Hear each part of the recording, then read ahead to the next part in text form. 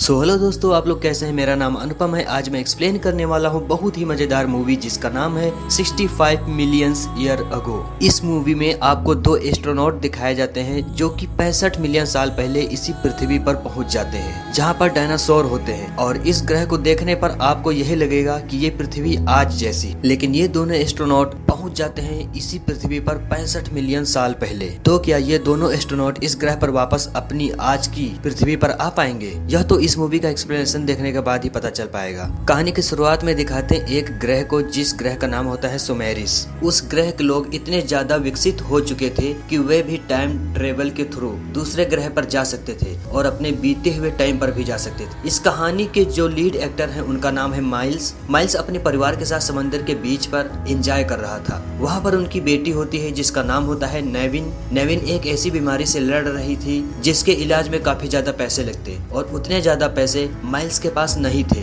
इसीलिए माइल्स एक space agency के साथ स्पेस मिशन पर जाने वाला था 2 साल के लिए, वह भी कैप्टन के पद पर। सीन को कट करके दिखाते हैं एक स्पेस क्राफ्ट को। उसी स्पेस क्राफ्ट में माइल्स लेटा हुआ था और वह स्पेस क्राफ्ट उल्का पिंडों से टकराने लगता है जिसकी वजह से माइल्स की आंखें खुल जाती हैं और वह अपने स्पेस क्राफ्ट को कंट्रोल करने लगता है। कंट्रोल करते करते माइल्स को काफी ज्यादा चोटें भी लग जाती हैं और साथ ही काफी ज्यादा उनका स्पेस क्राफ्ट भी डैमेज हो जाता है। उसे लगने लगता है कि यह स्पेस क्राफ्ट अपनी मंजिल तक नहीं पहुंच पाएगा। इसलिए माइल्स उस स्पेस क्राफ्ट को एक नजदीकी ग्रह पर लैंड करा देता है और जो लोग स्लीपिंग चैम्बर में सोए हुए थे वे लोग नहीं बच पाते हैं। माइल्स स्पेस क्राफ्ट को नीचे उतार कर बाहर जाता है। बाहर का वातावरण पृथ्वी जैसा ही होता है। वहाँ पर सांस लेने के लिए हवा, पेड़ पौधे भी थे, लेकिन साथ ही साथ उस ग्रह पर ऐसे जीव भी थे जिनकी कल्पना नहीं की जा सकती, जैसे डायनासोर। माइल्स लोगों को चेक करने लगता है कि कोई जिंदा बचा है या नहीं, लेकिन वहाँ पर सभी लोग मारे जाते हैं, कोई भी जिंदा नहीं बचता है। अब माइल्स को भी ऐसा लगने लगा था कि वह इस ग्रह से बचकर वापस नहीं जा पाएगा। वह अपने आप को वहाँ पर मारने की कोशिश भी करता है, लेकिन वहीं पर उसकी बेटी याद आ जाती है और बेटी की अपनी वीडियो देखने लगता है और फिर उसे अचानक से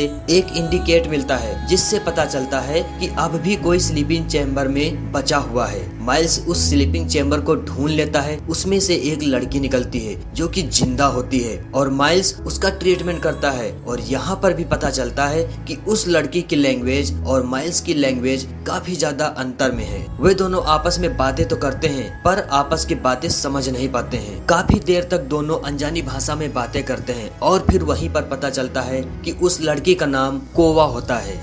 हालांकि वह बात करने के लिए ट्रांसलेटर का भी यूज कर सकते थे, लेकिन इस स्पेस क्राफ्ट में इतना ज्यादा डैमेज हो गया था कि ट्रांसलेटर भी काम नहीं कर रहा था। जब सुबह होती है तो माइल्स उस प्लेनेट को एक्सप्लोर करने लगता है और वहाँ पता चलता है कि वह काफी ज्यादा पुराने समय में आ चुका है जहाँ पर आज भी डायनासोर की हड्डियां पड़ी हैं। और वहीं पर माइल्स स्केप बोर्ड को खोजने लगता है। स्केप बोर्ड वो होता है जिसमें से बचकर निकला जा सकता है। माइल्स के पास एक गैजेट होता है। उस गैजेट से पता चलता है कि स्पेस बोर्ड यहाँ से 15 किलोमीटर की दूरी पर गिरा है और फिर वहीं पर माइल्स पर छोटे छोटे डायनासोर भी हमला कर देते हैं। माइल्स किसी तरह से वहाँ से बचकर शिप पर जाता है और वहाँ उस लड़की को सारी बातें बताता है। कोवा माइल्स से कहती है कि जिस तरह के चैम्बर में हम सोए हुए थे ठीक उसी प्रकार के चैम्बर में हमारे माता पिता भी सोए हुए थे। माइल्स कोवा को समझाने की बहुत कोशिश करता है कि चैम्बर के सभी लोग मारे जा चुके हैं, सिर्फ एक तुम ही बची हुई हो, लेकिन कोवा अपनी जिद पर अड़ी रहती है। और फिर उस स्केप बोर्ड तक पहुंचने के लिए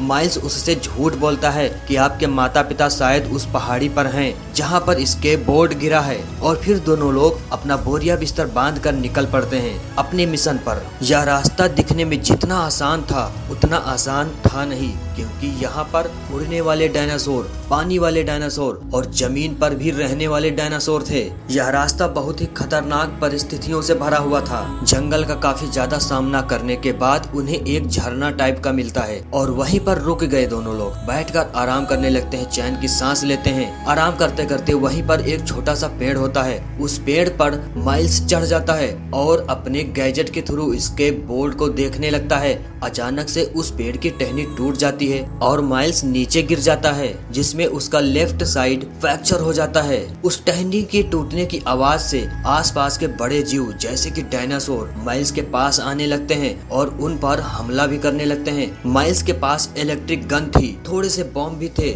जिनसे वह थोड़ी देर तक तो लड़ता रहता है। और वहीं सीन कट करके दिखाते हैं कि काऊ वहां से थोड़ी दूर भाग जाती है। काऊ जिस जगह पर जाकर बैठती है वहां एक उड़ने वाले डायनासोरों का पूरा अड्डा होता है और वहां बहुत ज्यादा उड़ने वाले डायनासोर होते हैं। काऊ किसी तरह से छुपते छुपाते वहां से निकलने की कोशिश करती है, लेकिन वहीं पर एक बड़ी सी छिपकली आ जाती है जो कि काऊ को देख लेती है और उस पर हमला भी करने लगती है। ठीक उसी मौके पर माइल्स भी वहां पर आ जाता है और किसी तरह से काऊ को वहां से बचा ले जाता है। काऊ काफी ज्यादा थक चुकी थी, इसीलिए माइल्स काऊ को अपने कंधों पर बैठाकर आगे बढ़ने लगता है। शाम हो जाती है, एक गुफा में आराम करते हैं। वहां पर गैजेट से चेक करता है कि इसके बोर्ड यहाँ से कितनी दूरी पर है और तभी माइल्स को पता चलता है कि जिन उल्का पिंडों से स्पेस में उससे सामना हुआ था वही उल्का पिंड इस पृथ्वी पर गिरने वाले हैं। और यहाँ पता चलता है कि यह वही समय है जब 65 मिलियन साल पहले पृथ्वी पर डायनासोर रहा करते थे और वहीं पर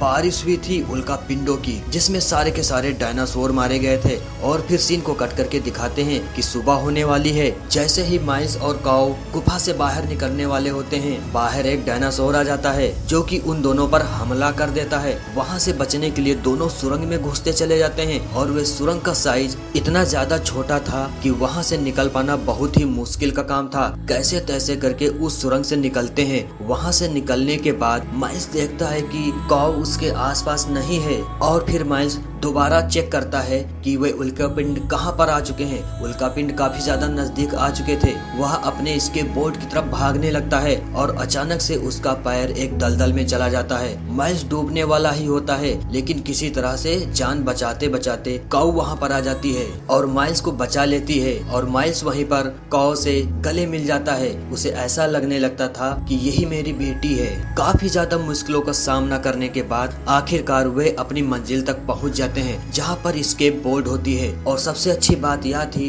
कि स्केप बोर्ड थोड़ा सा भी डैमेज नहीं थी। माइल्स फटाफट स्केप बोर्ड को स्टार्ट करता है और वहां से निकलने वाला ही होता है। तभी माइल्स देखता है कि काऊ उसके आसपास नहीं है। काऊ इसके बोर्ड से बाहर निकलकर अपने माता पिता को ढूंढने चली जाती है और माइल्स भी काऊ के पीछे पीछे जाता है, उसे मनाने की कोशिश करता है, लेकिन काऊ अपनी जिद पर अड़ी रहती है। वह कहती है हमारे माता पिता यहाँ हैं, हम अपने माता पिता के साथ ही जाएंगे। तभी काऊ उसे एक स्टोरी बताता है कि तुम्हारी जैसे ही मेरी भी एक बेटी है, लेकिन अब वह इस दुनिया में नहीं रही और अब तुम्हारे माता पिता भी इस दुनिया में नहीं रहे हैं। अगर हम यहाँ से नहीं निकलेंगे तो यह ग्रह हमें निकल जाएगा, क्योंकि उल्का पिंड काफी नजदीक आ चुके हैं। अगर हमें यहाँ से बचकर निकलना है तो अभी के अभी यहाँ से जाना होगा। किसी तरह से गाँव को मना लेता है और दोनों जैसे ही बोर्ड में बैठकर उड़ान भरने वाले होते हैं, वहाँ पर डायनासोर हमला कर देते हैं और 2-4 उल्का पिंड भी इसके बोर्ड पर गिर जाते हैं। माइल्स बोर्ड से बाहर निकलकर दूर भागने लगता है, जिससे डायनासोर का ध्यान भटका सके।